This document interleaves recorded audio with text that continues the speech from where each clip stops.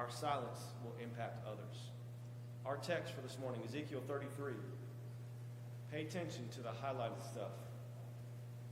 Now as for you, son of man, I have appointed you a watchman for the house of Israel. So you will hear a message from my mouth, and give them a warning from me. When I say to the wicked, O wicked man, you will surely die, and if you do not speak to warn the wicked from his way, the wicked man will die in his iniquity, and his blood will be required from your hand, if you don't warn them.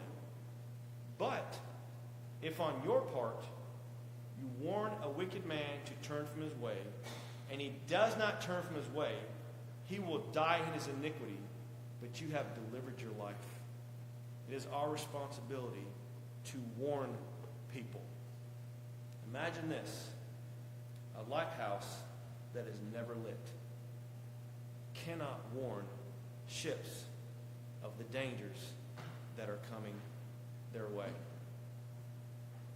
Imagine this: cars that have no horns, no warnings of the dangers that are coming. Imagine this: fire alarms that make no sound. You hear nothing, you perish. Or how about this one?